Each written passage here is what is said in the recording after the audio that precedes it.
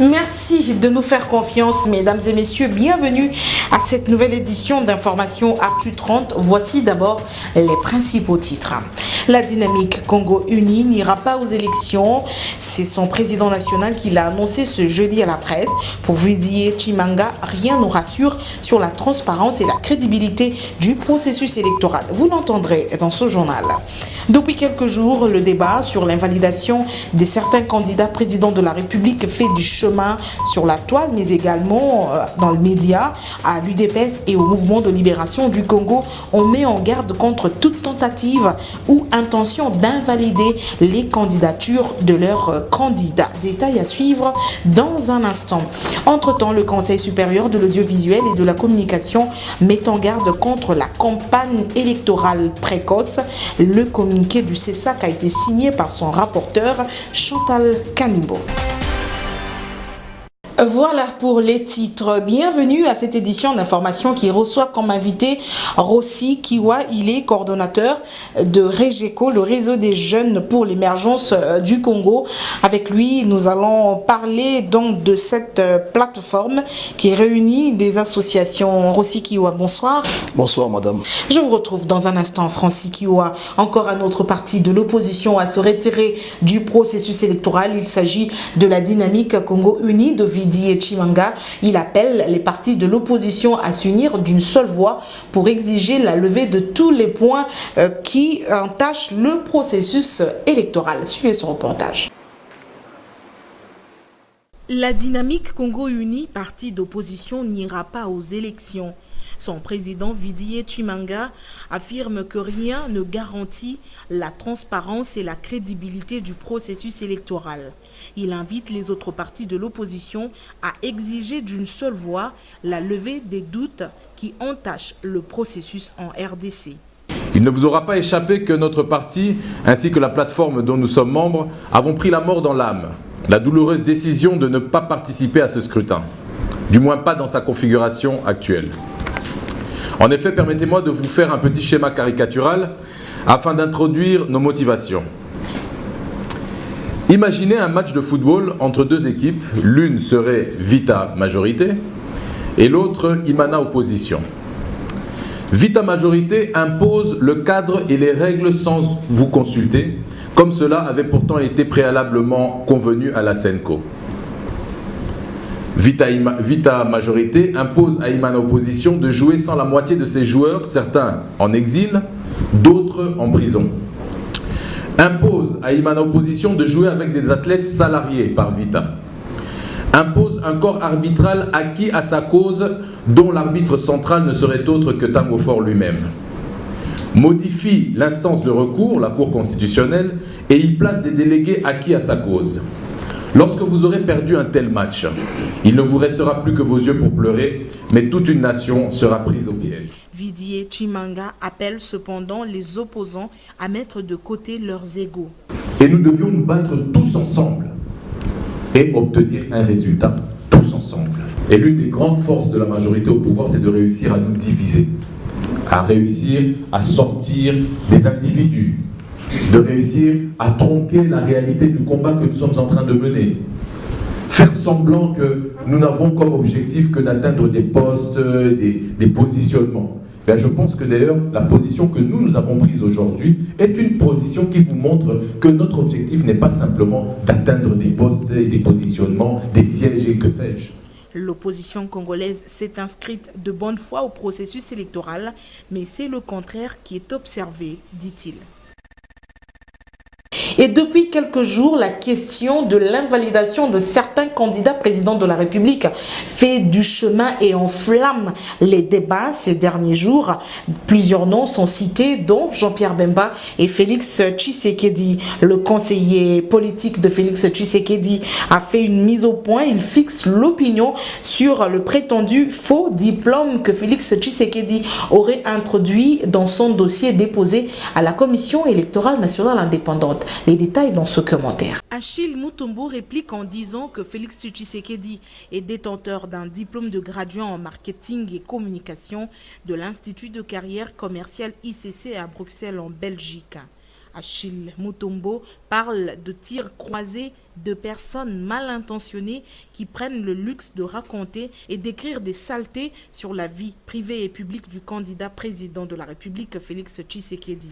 Les critiques, poursuit-il, devraient se faire selon l'éthique et sur des bases objectives. Concernant le cursus scolaire et académique de Félix Tshisekedi, Achille Mutombo donne quelques détails. Il a étudié à l'Institut Kalenda Mudishi, le cycle Humanité, à Mbujimaï, dans la province du Kasaï oriental. Il a pu achever ses études à l'Athénée Royal en Belgique et dont il reconnaît son camarade de classe, un Sénégalais du nom de Bren Lalud, avant de finir à l'Institut de carrière commerciale à Bruxelles. Et il y a quelques jours, le mouvement de libération du Congo mettait en garde contre toute tentative d'invalidation du dossier du candidat président de la République, Jean-Pierre Bemba Gombo. C'est F. Bazaïba, secrétaire général du parti, qui fixait donc l'opinion. Je vous propose de réécouter ce que disait il y a quelques jours F. Bazaïba. Nous voulions fixer l'opinion quant à ça. C'est vrai, il est condamné en première instance, mais ce n'est pas conformément à la loi électorale. Je voudrais d'abord dire ceci. La corruption et la subornation des témoins, la subornation, ce sont deux concepts différents. Corruption, subornation, deux concepts différents. Dans le lexique des termes juridiques, chaque concept a sa définition propre. Et ces concepts-là, en termes d'infraction, chaque infraction, que ce soit l'infraction de corruption, l'infraction de subornation, chaque infraction a sa propre disposition dans notre code pénal. En l'occurrence, la corruption, c'est l'article 147 du code pénal congolais. Et la subornation des témoins, c'est l'article 129 du code pénal.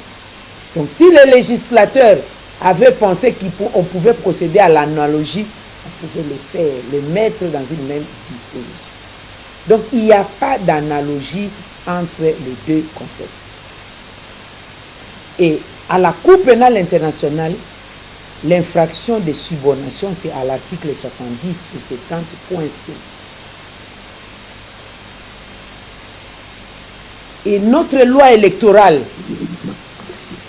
ici présente, dispose clairement des conditions d'éligibilité et de l'inéligibilité. Et c'est l'article 10 qui donne toute une panoplie, une déclinaison des conditions où on ne peut pas être éligible, sans préjudice des textes particuliers, sont inéligibles. Parce qu'au départ, tout Congolais âgé de 30 ans, Congolais d'origine, a le droit d'être candidat président de la République.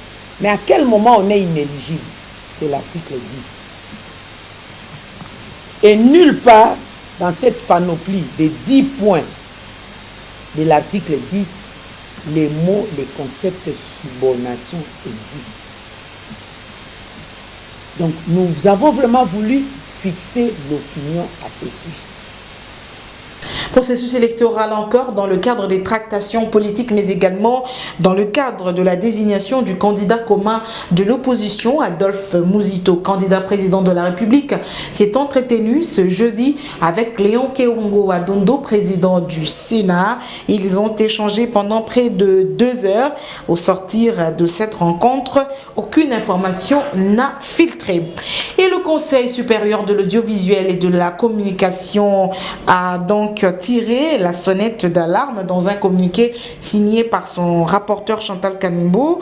Je cite, le CESAC déplore la campagne électorale qui s'observe aussi bien dans les médias publics et privés. Le Conseil rappelle au directeur des programmes des médias sa recommandation numéro CESAC-AP-002-2018 du 26 avril 2018 interdisant la campagne électorale électorale précoce et la violence verbale dans les médias. Conformément au calendrier électoral fixé par la CENI, la campagne électorale sera lancée en novembre prochain. Le Conseil tient à rappeler aux médias l'engagement qu'ils avaient pris lors de l'atelier de vulgarisation et de la recommandation précitée organisé au mois de mai 2018 à la Maison des élections à la CENI. En effet, les professionnels des médias, le représentant des regroupements politiques ainsi que les acteurs de la société civile avaient pris l'engagement de respecter les textes réglementaires et légaux de la République en matière électorale. Si ces médias persistent à diffuser les messages de campagne électorale précoce, le Conseil se verra obligé de prendre les mesures qui s'imposent à l'encontre des contrevenants tels que fixés par la loi électorale. Les dignitaires du Grand Kivu ont pris part à la messe d'action de grâce organisée mercredi en fin d'après-midi. Messe d'action de grâce en hommage au chef de l'État Joseph Kabila. Ils ont aussi rendu grâce à Dieu pour la désignation d'Emmanuel Ramazani Shadari, fils de Lacontré, comme candidat président du FCC. Reportage. À quelques exceptions près, ces cultes a réuni toutes les têtes de proue du Grand Kivu.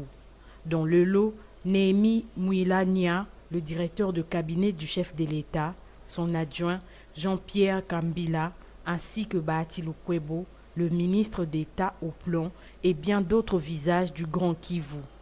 La raison de ces cultes, l'inspiration de Joseph Kabila de ne pas se représenter et du choix porté sur Shadari. L'officiant a recommandé l'assistance à la lecture du livre d'Ézéchiel au chapitre 34, versets 1 à 11, relatif à l'amour entre les uns et les autres, l'amour entre le Congolais et l'amour de Joseph Kabila pour la nation congolaise.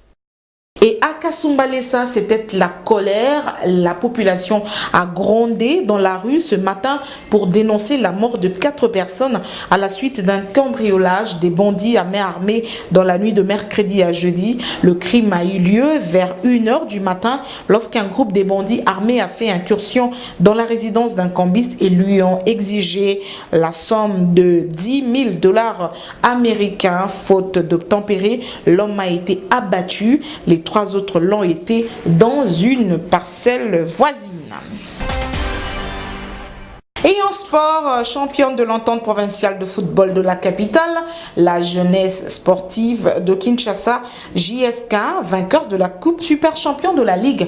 En finale de ce tournoi, la JSK l'a emporté in extremis sur l'AS Les Aiglons, la marque d'un but à 0, but inscrit à la 90e minute de la partie par son avant-centre Kitambala Bola de la tête. C'était ce mercredi au stade Tata Raphaël. Le commentaire est signé Paul Cazozo.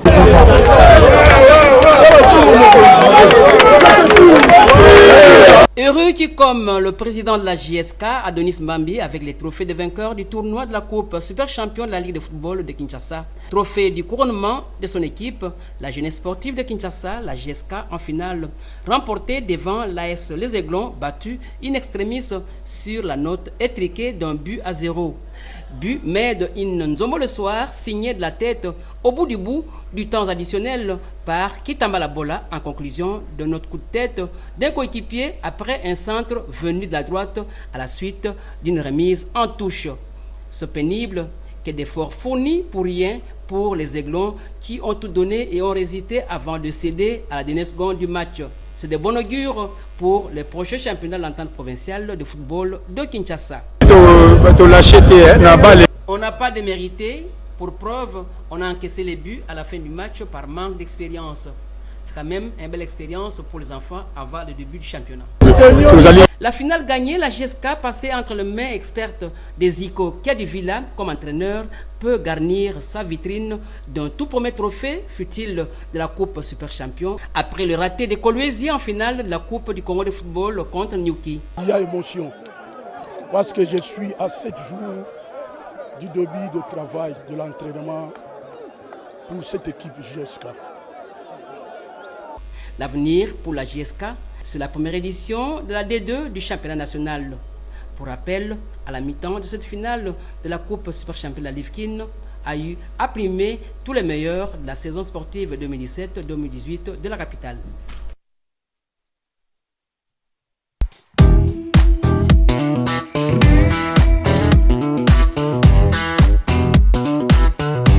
Merci d'être venu commenter l'actualité avec nous. Alors la première question, Regeco est né quand et quels sont les objectifs qu'il poursuit?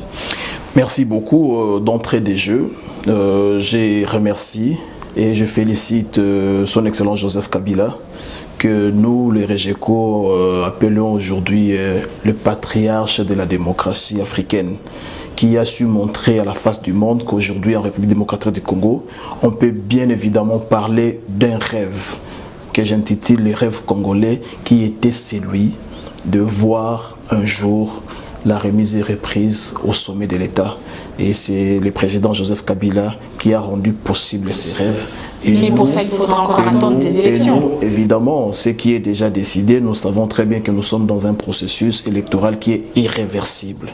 Le peuple congolais attend les élections et en dehors des élections, il n'y a pas une autre chose sur le plan politique. Il n'y a pas d'autre alternative. Il n'y a pas d'alternative, donc le processus électoral actuel est irréversible. Alors que la question du dialogue fait du chemin. La raison pour laquelle nous nous félicitons et nous remercions M. Joseph Kabila, le président de la République, qu'il soit à jamais, qu'il reste à jamais dans le panthéon des grands héros nationaux de ces pays. Alors les Regeco, c'est les réseaux de jeunes pour l'émergence du Congo. Les objectifs du Regeco, c'est dans le cadre de soutenir la candidature de Emmanuel Ramazani Shadari à la magistrature suprême de notre pays lors des élections du 23 décembre 2018.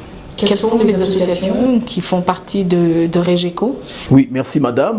Dans Regeco, nous avons les associations de coiffeurs du Congo, nous avons les associations de nettoyeurs du Congo, nous avons les associations de politologues, des juristes, des mamans maraîchères. Donc on y retrouve toute la classe sociale. C'est vraiment un groupe hétérogène qui a en son sein les différentes forces vives de la République qui ont de l'assise sur le plan sociétal. Ce sont des associations, pas des ligues des jeunes, des partis politiques par exemple, pas des politiques là-dedans alors que vous parlez Si moi-même qui vous parle, je suis sur le plan politique, le chef du département communication et stratégie de la Ligue des jeunes du PPRD.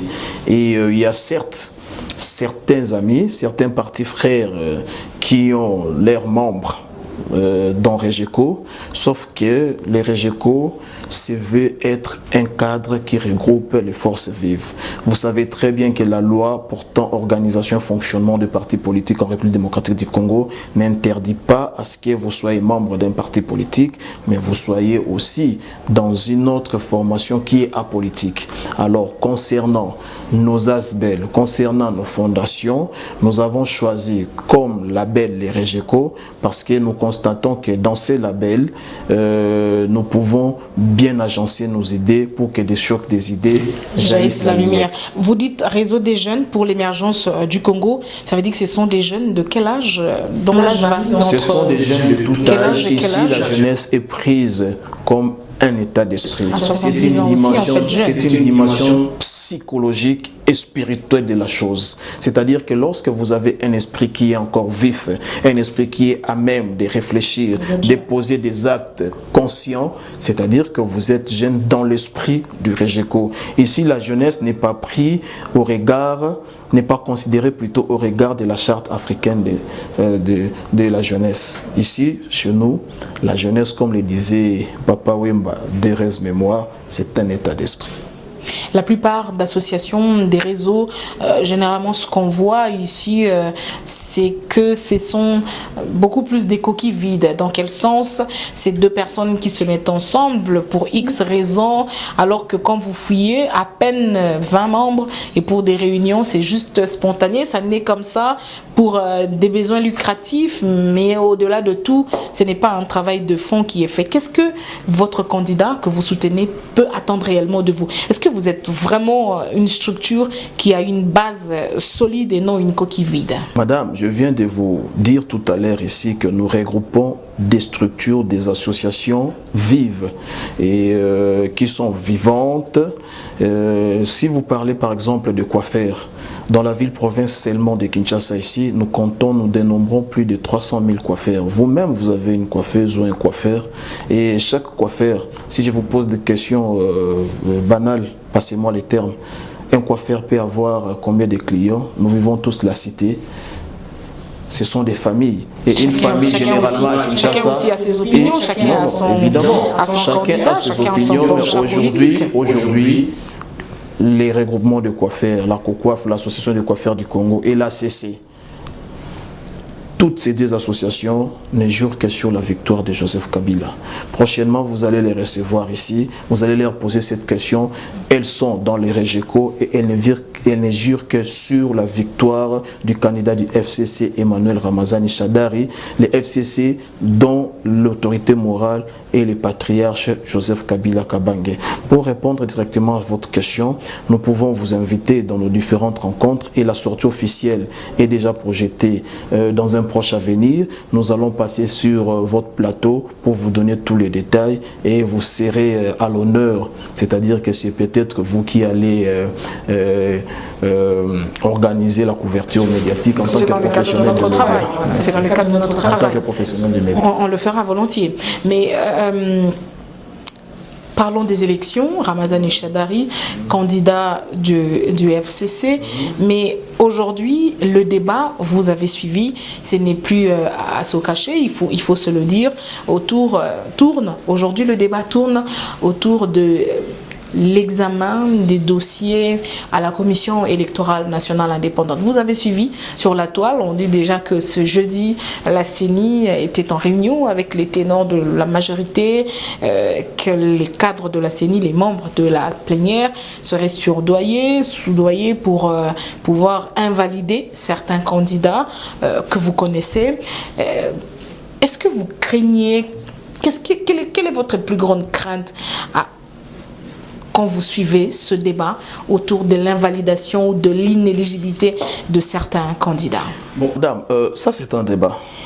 Moi je pense que parler de l'éligibilité ou de l'inéligibilité, c'est une question de droit. Le droit devra être dit. C'est-à-dire que le droit positif en République démocratique du Congo est régi sur base des textes.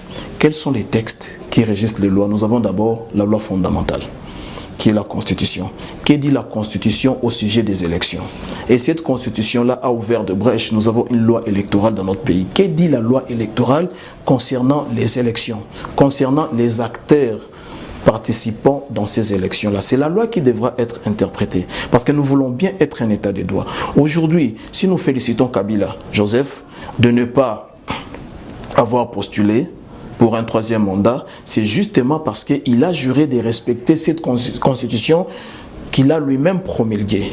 Alors, lui, il a respecté. Il a respecté, mais et c'est là. Il y a certains ténors du PPRD et même de la majorité qui pensaient que Kabila allait remplir. Non, je ne sais qui pas. s'attendaient à ce que Kabila puisse remplir. Ça, c'est vous qui le dites. Image à l'appui, interview à l'appui. Nous disons que Kabila aujourd'hui, au niveau du PPRD, est un état d'esprit. Pour revenir aux élections, la loi devra être interprétée de stricte rigueur, parce que la loi frappe tout le monde, nul n'est au-dessus de la loi. S'il y a de ceux-là qui sont dans les cas de l'éligibilité, je pense que la CENI, en tant qu'organe organisateur qui a été institué par la Constitution, c'est nous les souverains primaires. En votant cette Constitution par référendum, nous avons voulu que la CENI organise, parce qu'entre acteurs, il y avait une crise de confiance et nous devons faire confiance à cette CENI. Si la CENI trouve que, pour des raisons X, Y, Z, faisant suite à la loi électorale, telle ou telle autre personne devrait être invalidée parce que elle ne réunit pas, je parle de la personne bien évidemment, cette personne-là ne réunit pas des conditions requises pour que sa candidature soit acceptée, c'est à la CENI de valider. C'est à la CENI, c'est à la CENI. Madame, vous ne pouvez pas parler des invalidations selon l'opposition. Madame, ça va être... on doit tenir compte de la loi. Cette inclusivité-là n'est pas dit que vous devez passer outre la loi. L'inclusivité, c'est pour une loi qui est appliquée à moitié. l'inclusivité. Par exemple, je vais vous donner, une Si ça va, illustration, madame. Si ça Laissez-moi va parler, pour madame. le compte de l'AMP, Laissez-moi parler. c'est bien, Je vais on vous fait donner une appliquer, illustration. sinon La on marche Constitution sur la loi. congolaise dit que la nationalité est une et exclusive. C'est-à-dire que dès lors que vous avez acquis une autre nationalité, vous n'êtes plus congolais. Et l'élection étant un domaine de la souveraineté nationale, voudriez-vous que les étrangers postulent dans notre pays? Coinchellement, je pense que non. Deuxièmement, nous avons la problématique du casier judiciaire. Le casier judiciaire, c'est un document. L'extrait du casier judiciaire, c'est un document qui justifie que vous êtes d'une bonne moralité, vous n'avez pas subi de condamnation, ça et là. Et la loi électorale, en son article 10, énumère un certain bon nombre de conditions pour que la candidature soit validée. Si vous ne remplissez pas toutes ces conditions, ou si vous n'avez pas rempli une seule condition, c'est-à-dire que vous n'êtes pas éligible, alors laissons à la CENI faire son travail régalien, parce que ce travail-là lui est reconnu par la Constitution. Si nous disons tous que nous devons respecter la Constitution, commençons par respecter la liberté et l'indépendance de la CENI. Est-ce que cette CENI est réellement indépendante? Évidemment, la CENI est indépendante parce que la CENI, constitutionnellement parlant, elle a été instituée pour être indépendante. C'est classique. Ceux qui seront lésés par les différentes prises de position de la CENI, il y a des cours et tribunaux qui sont là pour soit décharger ou charger la CENI donc vis-à-vis de ces décisions prises. Ainsi, madame, je dis que les Congolais, pour la première fois, nous aurons à avoir une alternative au niveau du sommet de l'État, et la jeunesse congolaise ne jure que sur les élections. Et nous nous mettons en garde, madame, pour terminer. Okay. Nous mettons en garde tous les camarades jeunes qui sont dans les mouvements soi-disant citoyens, passez-moi les termes. Chers camarades, quand vous laissez entendre que le 3, vous devez faire des descentes sur terrain, vous pensez que la rue est un berceau qui va vous bercer. Non, la rue est faite pour tout le monde. Nous aussi, nous serons sur terrain, le même 3, pour soutenir le processus électoral. Et aujourd'hui, nous sommes sans ignorer que c'est la CENI qui a la compétence constitutionnelle d'organiser les élections dans notre pays. Nous devons laisser à la CENI l'apanage et la responsabilité. Nous devons jouer la danse, et la CENI, c'est l'orchestre qui joue la musique. Si vous voulez descendre sur le terrain, sachez-le que nous serons aussi sur terrain le 3, et nous allons donner un autre son de cloche que celui que vous préconisez. Certains analystes parlent de la probabilité d'une transition. Madame, la transition, c'est l'une des solutions en sciences politiques pour aboutir à un résultat. Mais ici, c'est pour aboutir à quoi? Pour régler quelle solution? Quel problème? Nous disons que la République démocratique du Congo, c'est un État qui est créé sous l'arbre à palabres. La transition, pour l'instant, n'est pas dans l'agenda de la République démocratique du Congo. Pour l'instant, ce qui est dans l'agenda du commun des mortels, ce sont les élections libres, démocratiques, transparentes, telles qui sera organisée par la CENI en date du 23 décembre 2018. Et nous nous préparons déjà pour gagner ces élections avec Ramazani Shadari comme candidat du peuple. Merci beaucoup, Rossi Kiwa, coordonnateur de REGECO, Réseau des jeunes pour l'émergence du Congo, d'être passé commenter l'actualité avec nous. On a terminé. Est-ce que vous avez un tout dernier mot? Je suis membre du comité stratégique du REGECO. Les tout derniers mots, j'invite les camarades jeunes de la République démocratique du Congo de s'associer à nous pour soutenir la candidature d'Emmanuel Ramazani Shadari, parce que c'est un ticket gagnant. Merci. Ainsi se termine cette édition. Au nom de toute l'équipe qui l'a produite, je vous dis merci de nous avoir suivis, et vous fixe rendez-vous demain sur la même chaîne, à la même heure. Bonsoir chez vous, portez-vous bien, et surtout, très bonne suite de programme.